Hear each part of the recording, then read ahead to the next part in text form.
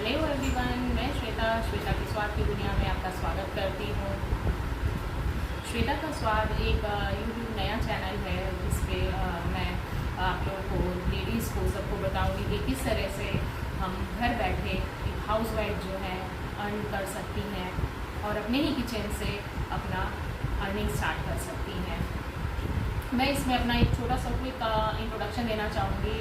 मेरा नाम श्वेता है और मैं श्वेता का स्वाद चैनल, मैंने अपना यूट्यूब नया चैनल बनाया है और मैं ऑनलाइन खाना सेल करती हूँ जिसमें मुझे जो भी अर्निंग होती है वो मैं अपना अर्न कर लेती हूँ घर से ही, जिससे मेरे अपने खर्चे खुद के निकल जाते हैं। तो इसीलिए मैंने कहा कि क्यों ना मैं भी लेडीज़ को मोटिवेट करूँ कि घर के किचन से कुछ निकल करके कुछ करें, जो घर में खाना बनाती हैं उसी तरह से अपना कुछ खाना बना करके ही अपना कुछ अर्निंग भी स्टार्ट करें। तो इसीलिए ये चैनल जो है इसीलिए स्टार्ट हुआ है ताकि मैं लेडीज़ लोगों को अवेयर कर पाऊँ। तो मैं एक छोटा सा इंट्रोडक्शन अपना देती हूँ कि मैं श्वेता हूँ, जो मैं बिहार पटना से मैं बिलोंग करती हूँ। रिसेंटली अभी मैं विशाखापट्टनम में रह रही हूँ। मेरे हस्बैंड का लास्ट 1.5 साल से यहाँ पे ट्रांसफ़र हुआ, तो हम यहीं पे अभी शिफ्ट हो गए हैं। तो मेरा क्वालिफ़िकेशन जो है वो है MA B.Ed है। सब आप लोग यही सोच रहे हैं कि B.Ed करके भी टीचिंग लाइन में क्यों नहीं गई, पर मुझे ऐसा लगता है कि मैं शायद नौकरी के लिए बनी ही नहीं हूँ, क्योंकि मुझे कभी से भी पता नहीं क्यों नौकरी करना कभी भी रास नहीं आया। मैं जनरली मुझे मेरा दिमाग बिजनेस में थोड़ा ज़्यादा चलता है। ऐसा नहीं है कि मैंने नौकरी नहीं की है, मैंने टीचिंग भी की है। शादी से पहले मैंने 4 साल तक टीचिंग करी है और फिर शादी हो गई मेरी। तो शादी के बाद हस्बैंड का जॉब दिल्ली में था, SDFC में, तो हम दिल्ली शिफ्ट हो गए। फिर 2-3 महीना बाद हस्बैंड भी चले जाते थे, उनका मार्केटिंग का जॉब था। तो मैं बोर हो रही थी, तो मैंने भी सबसे पहले बारक्लेज बैंक में कॉलिंग के लिए स्टार्ट किया। जो बारक्लेज और डॉयच बैंक है, जो एक बारक्लेज लंदन का बैंक है और डॉयच जो है डेनमार्क का बैंक है, उसी के लिए मैं कॉलिंग किया करती थी। वो 2-3 महीने मैंने कॉलिंग करी, पर वहाँ भी मेरा मन नहीं लगा। उसके बाद मैं आ गई इसमें CMS कंप्यूटर्स में, जहाँ पे मैं बैक ऑफिस में थी और वहाँ पे मैं लगभग 5 to 6 मंथ मैंने काम किया। लेकिन शादी के बाद कुछ कॉम्प्लिकेशंस आए, उससे मेरी नौकरी चली गई। फिर थोड़े ही दिन बाद मैंने अपना एक बुटीक स्टार्ट किया। वो बुटीक में भी ऐसा नहीं था कि डेली कस्टमर्स आ रहे हैं और बहुत ज़्यादा हो रहा है, क्योंकि कोई भी बिज़नेस करने के लिए तो पहले हमें लगाना पड़ता है, मेहनत करनी पड़ती है, तब जा कर के हमें कहीं अर्निंग आती है। पर बुटीक में ऐसा था कि जब तक कोई हमें जानेगा पहचानेगा कोई देता नहीं था, तो उसके लिए मेरा मास्टर का खर्चा, बिजली बिल, रेंट, सारा कुछ निकालना थोड़ा मुश्किल होने लगा। फिर मुझे मास्टर से, जो मेरे मास्टर जी थे, उन्होंने ही कहा कि आप मार्केट में क्यों नहीं निकलती हैं, देखिए कि मार्केट में बहुत सारा वर्क है। तो मैं समझ नहीं पाई कि इस तरह का काम है क्या है। फिर धीरे धीरे मार्केट सर्च किया तो पता चला कि ओखला में, गुड़गांव में बहुत सारे जो हैं एक्सपोर्ट के बिजनेसेस हैं, जो बाहर में, दिल्ली में हर घर के आप देखिएगा, ज़्यादातर संगम विहार है और निज़ामुद्दीन है, इन सब के हर घर के बेसमेंट में जो है सबकी फैक्ट्रियाँ बनी हुई हैं। 10 मशीन, 20 मशीन, 50-50 मशीनों की फैक्ट्रियाँ हैं, जो वो जाते हैं और वहाँ से एक्सपोर्ट हाउस से अपना काम ले करके आते हैं और काम करवाते हैं। और वहाँ फिर एक्सपोर्ट हाउस में कुछ नहीं करना होता, कटिंग हमें मिलती है, स्टिचिंग करवाना होता है। आपके पास मशीनें होनी चाहिए, वो भी जुकी वाली जो होती हैं, बड़ी मशीनें, वो होनी चाहिए। और वहाँ से आप लोग को काम देंगे, काम का एक टाइम देते हैं, सारे आपको कपड़े देते हैं, कटिंग मिलती है, बस धागा मिलता है, सब कुछ मिलता है। हमें बस ला करके स्टिच करवा करके और उन्हें दे देना होता है और हमें कुछ नहीं करना है। ये भी नहीं कि हमें धागा कटिंग करना है, कुछ नहीं करना है, बस हमें स्टिच करके और वैसे दे देना होता है।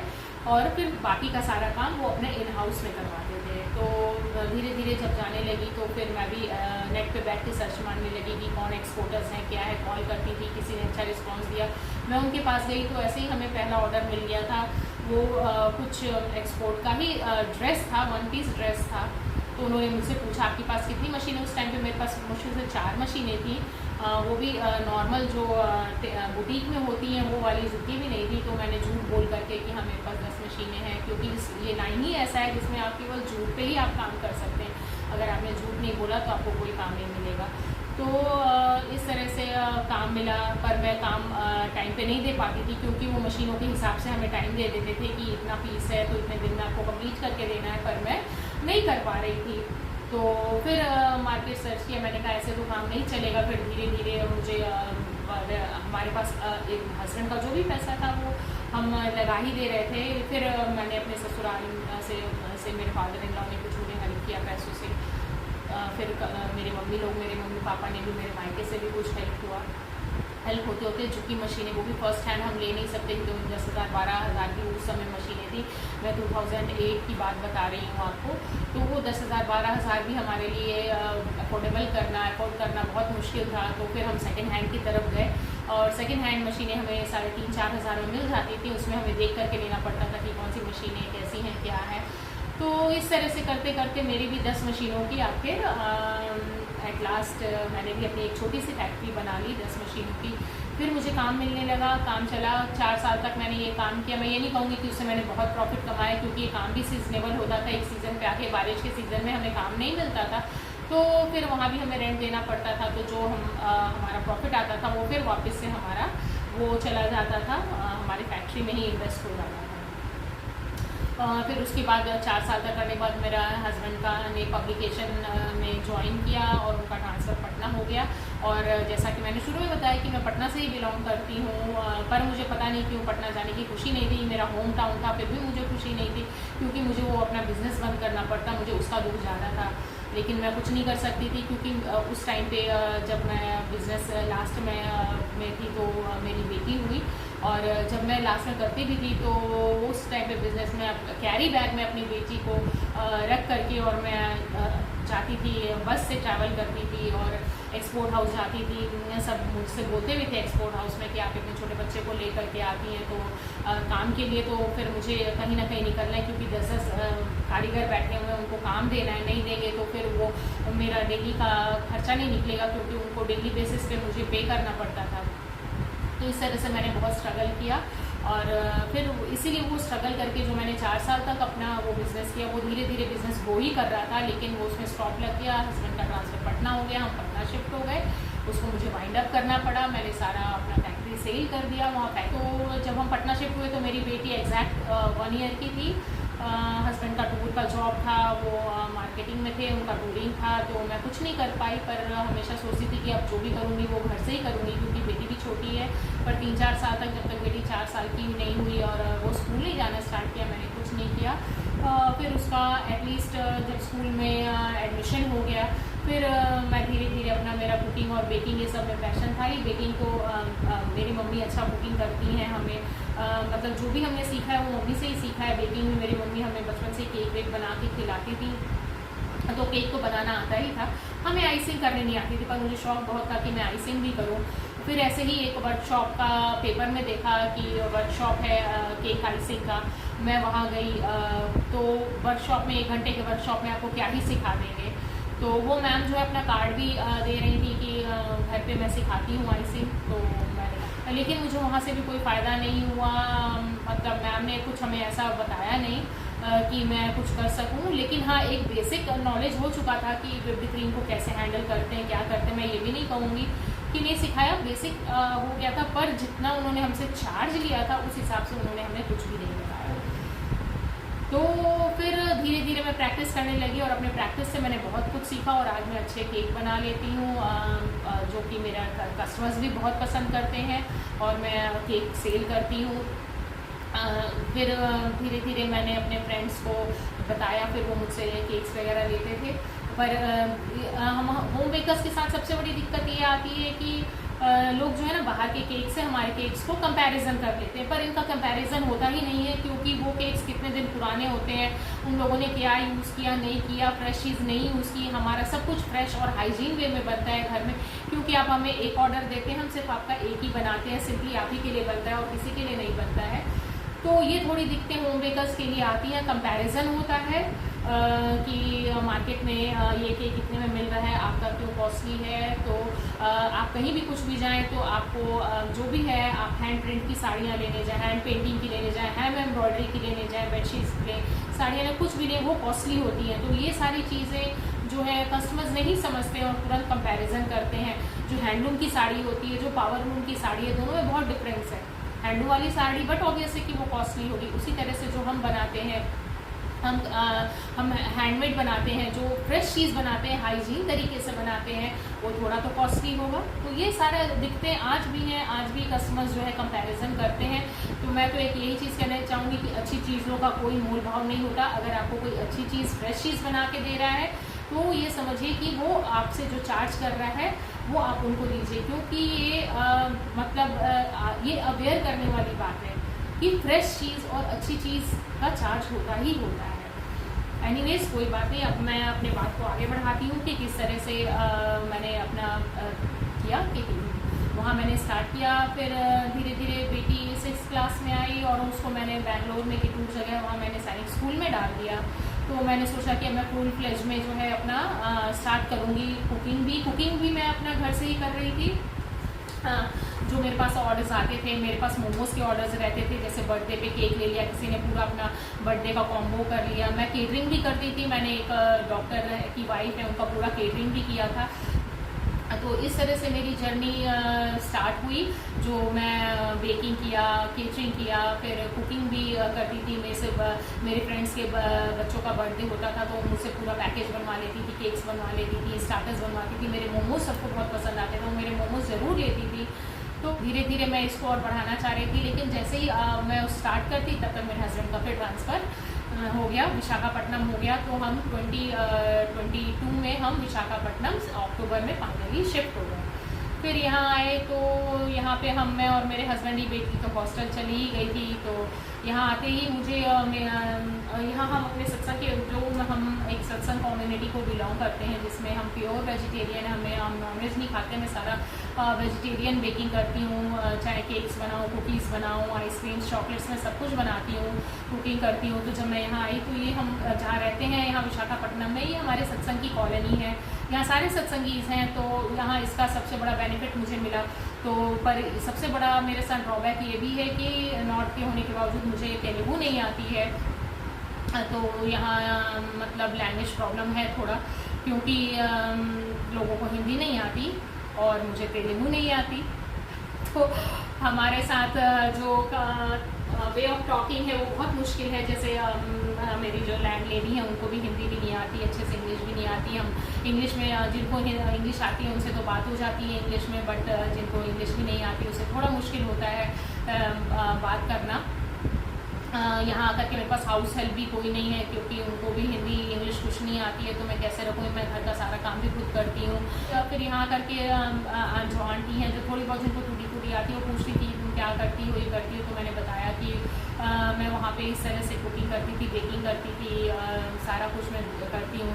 तो यहाँ लोग तो मोस्टली चावल खाते हैं, तो लोगों को थोड़ा आलू पराठा और पराठास का थोड़ा क्रेज़ है, क्योंकि बाहर जाते हैं तो यही पराठास खाते हैं और इन्हें बनाने नहीं आता है। तो मैं अक्टूबर में शिफ्ट हुई थी और मेरा पहला ऑर्डर यहाँ कॉलोनी में उसी साल 29 नवंबर को मैंने फर्स्ट ऑर्डर आलू पराठा का दिया था। उन लोगों ने 4 प्लेट आलू पराठा दिया। तो उन्होंने पहले पूछा कि क्या है प्लेट। तो मैं पटना में 40 रुपीज़ पर पराठा का सेल करती थी, तो इन लोगों को ज़्यादा लगा। तो मैंने उसको कन्वर्ट करके बोला कि 40 रुपीज़ में मैं प्लेट देती हूँ, जिसमें 2 पराठा होता है और कॉम्प्लीमेंट्री में चटनी देती हूँ। तो मैं उस समय पे ग्रीन और चटनी और रेड चटनी उनको कॉम्प्लीमेंट्री पराठा के साथ देती थी। तो इस तरह से मेरा स्टार्ट हो गया। यहाँ वाइजैक में सिर्फ कॉलोनीज़ में मैं देती थी। तो 3 महीना 4 महीना तो बहुत अच्छा चला, मतलब ऑलमोस्ट मई तक बहुत अच्छा चला।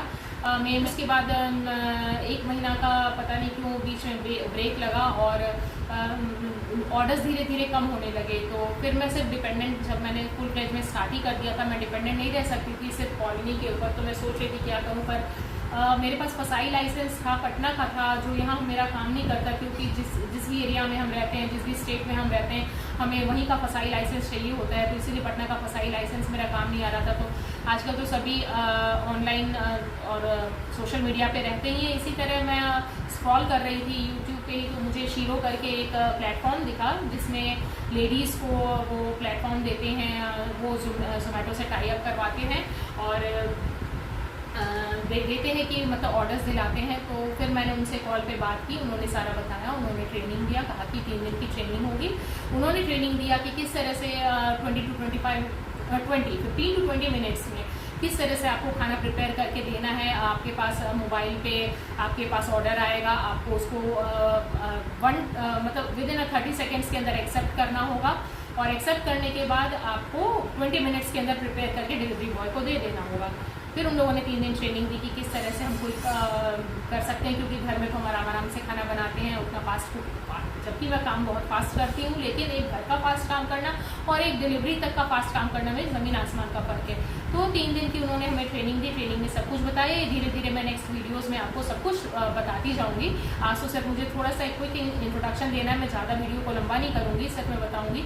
वो शीरो होम फूड है जो जिसने मुझे ये प्लेटफॉर्म दिया, ट्रेनिंग दी। उसके बाद से ऑलमोस्ट मैंने ये 30 अगस्त राखी था 2023 में, तो राखी के दिन पूर्णिमा था, अच्छा दिन था, तो मैंने ये स्टार्ट किया 38 अगस्त से। उसके बाद मुझे 38 अगस्त से मेरा किचन स्टार्ट हो गया। मेरा टाइमिंग था मॉर्निंग 11 to नाइट में 10। तो मेरे पास पहला ऑर्डर उस दिन एक ही ऑर्डर आया, और वो था आलू बोंडा का, जिसमें मैंने बनाया। उस दिन मेरा हाथ पैर फूल गया, मुझे लग रहा था कैसे मैं बनाऊँ, क्या करूँ, मतलब मैं बहुत पैनिक हो रही थी, क्योंकि फर्स्ट ऑर्डर था, इस तरह का काम कभी नहीं किया था। तो करते करते मैंने वो ऑर्डर दिया, डिलीवरी बॉय आया, 15 मिनट्स में मेरा वो तैयार हो गया और वो मेरा ऑर्डर चल गया।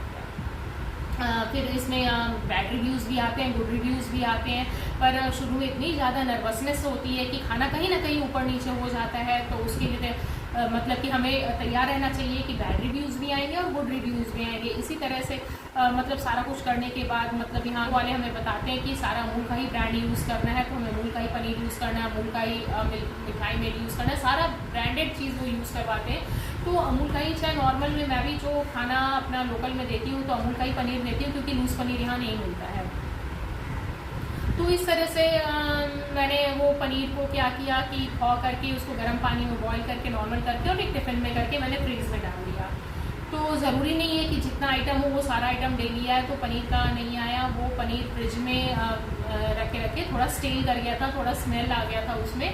और मेरे पास कढ़ाई पनीर का ऑर्डर आया और आलू भिंडी का ऑर्डर आया और पराठा था, तो मैंने बना करके दे दिया। मैंने वो पनीर टेस्ट नहीं किया, ये मेरे से सबसे बड़ी गलती हुई कि मैंने वो टेस्ट नहीं किया पनीर को। पनीर थोड़ा सा स्टेल कर गया था, तो वो मैंने बना के कस्टमर को भेज दिया। जब उसका रिव्यू आया तो कस्टमर ने लिखा था कि स्टेल फूड है और हमें दे दिया। और जो आलू भिंडी की का फ्राई था उसमें उसने लिखा था कि आलू are under cook, potatoes was under cook, but potatoes क्यों अंडर कुक लिखा वो मुझे नहीं समझ आया, क्योंकि पोटैटोज बॉइल्ड होते हैं और बॉइल्ड चीज़ अंडर कुक कभी हो नहीं सकती है।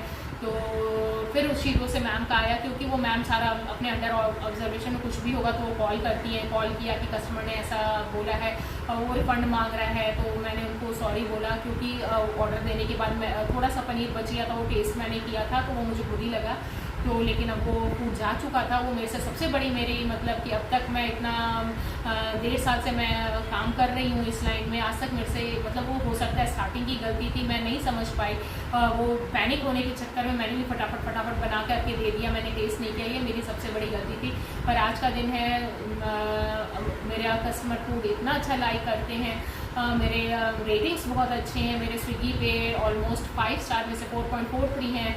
मैं आगे के उसमें आपको अपनी रेटिंग्स भी दिखाऊंगी। मेरे शीरोज़ में भी 4 रेटिंग चलती है, जोमेटो में 3.8 3.9 ऊपर नीचे होता रहता है, कोई ज़रूरी नहीं है डेली आपका कुछ है तो रेटिंग ऊपर नीचे भी होती रहती है। तो ऑलमोस्ट 4 रेटिंग मेरे फूड को मिलता ही है। स्विगी में सबसे ज़्यादा रेटिंग है 4.5, जिससे मुझे देख के बहुत अच्छा लगता है। और खुशी मुझे तब होती है जब कस्टमर मुझे कॉल करके कहते हैं madam your food is amazing, तब मुझे सबसे ज़्यादा खुशी मिलती है कि कस्टमर मेरे फूड को इतना लाइक कर रहे हैं कि मुझे कॉल करते हैं, क्योंकि जोमेटो पे स्विगी पे मेरा कॉन्टैक्ट नंबर रहता है, वो वहाँ से मेरा कॉन्टैक्ट नंबर निकाल के मुझे पर्सनली कॉल करते हैं कि मैम एकदम होम फूड है आपका फूड। तब मुझे बहुत ज़्यादा खुशी होती है, तब मुझे लगता है कि मैंने कुछ अचीव किया लाइफ का। तो मैं चाहती हूँ कि लेडीज़ आप भी अवेयर हो, आप भी घर में अच्छा खाना बना के, सभी अपने किचन की क्वीन होती है। तो अगर मेरा ये वीडियो आप लोगों को पसंद आया हो, मोटिवेशन मिलता हो, तो मैं तो यही चाहूँगी कि हर लेडीज़ केवल मोबाइल चला के दूसरों की रील्स मत देखिए, ऐसा बनिए कि आपकी रील्स सब देखें, आपको सब फॉलो करें, दूसरों को फॉलो मत करिए। ऐसा नहीं है, रील्स मैंने भी देखिए, पर उस टाइम को यूटिलाइज करिए। लेडीज़ कहती हैं हमारे पास टाइम नहीं है। अगर आप मेरे लाइफ में आकर के कभी देखिएगा, मैं अगर अपना डे टू डे का मैं अगर रूटीन बनाऊँ तो मेरे पास 1 मिनट की फुर्सत नहीं है, लेकिन वो भी मैं ये वीडियो भी बनाती हूँ। मैंने स्टार्ट किया है क्योंकि मुझे लगा कि हो सकता है कि मेरे इस स्टेप से आगे मैं लेडीज़ को मोटिवेट कर पाऊँ, मैं उनको आगे कुछ अर्न करने में हेल्प कर पाऊँ, तो ये मुझे बहुत अच्छा लगेगा। क्योंकि जो चीज़ें फेस करता है अपने लाइफ में आदमी कि बैक से, जो भी आपका मेरे शादी को 15 to 16 ईयर्स हो गया है, पर यही सोचती हूँ कि इतना पढ़ लिख करके भी आज आदमी कुछ अगर जॉब नहीं करता है तो हमें हस्बैंड पे ही डिपेंडेंट रहना पड़ता है। छोटी छोटी चीज़ों के लिए हमें हस्बैंड के आगे बोलना पड़ता है, तो ये थोड़ा सा कहीं ना कहीं क्लैश हो जाता है। कभी कभी हस्बैंड्स कहते हैं कि हमारे पास पैसा नहीं है, अभी नहीं है, बाद में दिला दूंगा, बाद में कर दूंगा, तो वो चीज़ें ख़राब लगती हैं। तो लेडीज़, अगर आप घर बैठे अपने होम किचन से ही अगर कुछ अर्न करके आप सेविंग्स भी कर सकती हैं, हस्बैंड्स को भी हेल्प कर सकती हैं, घर पे भी हेल्प कर सकती हैं, तो क्यों नहीं। तो आप एक कदम उठाइए, सिर्फ पूरा दिन भर रील्स और ये सब देख करके अपना टाइम ख़राब मत करिए। ऐसे बनिए कि आपको सब रील्स में देखें, आपको सब फॉलो करें, तो इस तरह से बनिए। तो ये एक छोटा सा कदम था जो मैंने अपना लाइफ का एक छोटा सा इंट्रोडक्शन दिया। अगर आपको मेरा ये वीडियो पसंद आता हो तो मेरे वीडियो को लाइक, सब्सक्राइब और शेयर ज़रूर करें। अगर मैंने किसी एक लेडीज़ को भी मोटिवेट किया हो तो प्लीज़ आप मेरे चैनल को ज़रूर सब्सक्राइब करें, और ताकि आपका ही मोटिवेशन मुझे आगे और अच्छी अच्छी वीडियोस को बनाने में हेल्प करेगा। मैं सारे टिप्स दूंगी कि किस तरह से करना है, किस तरह से प्राइसिंग करनी है, किस तरह से अपना मेनू आपको बनाना है, किस तरह से आप अपना किचन चलाएंगी, किस तरह से आप ज़ोमैटो स्विगी पे ऑनलाइन हो सकती हैं, किस तरह से आप अपना चैनल नहीं कहूँगी, पहले आप अपना किचन तो स्टार्ट करें, अगर फिर आप किचन स्टार्ट करके आप अपना वीडियोस भी डाल सकती हैं, आप अपना यूट्यूब से भी अर्न कर सकती हैं। आज के डेट पे रोड पे पैसा फेंका हुआ है, दिमाग लगाना है। आप किस तरह से उस रोड पे फेंके हुए पैसे को दिमाग लगा करके आप उसको उठा सकती हैं। बस मैं इतना ही कहना चाहूँगी कि आज के डेट पे पैसा कमाना बहुत बड़ी बात नहीं है। पहले था कि नहीं, लेडीज़ बाहर नहीं निकलते, आज के डेट पे पैसा आपके सामने है, और किस तरह से उसको आपको उठाना है, किस तरह से अर्न करना है, ये आप पे डिपेंड करता है। खाली रील्स देख करके और आप ये करके आप कुछ नहीं कर सकती हैं। आप अपना रील्स बनाइए, आप अपनी अर्निंग करिए। तो ये एक छोटा सा कदम था मेरी तरफ से। अगर आपको अच्छा लगे तो मेरे चैनल को मैं बार बार कहूँगी, लाइक, सब्सक्राइब करें, शेयर करें, मुझे अच्छा लगेगा, ताकि मैं इसी तरह से मोटिवेशनल वीडियोस भी बनाती रहूँ, आप लोगों को मोटिवेट करती रहूँ, और छोटे छोटे टिप्स टेक्निक्स भी दे करके आप लोगों को अच्छे से मैं बता पाऊँ कि किस तरह से हम ऑनलाइन, हम घर के किचन से हम खाना बना सकते हैं। तो बस do subscribe, share and like my channel. Thank you.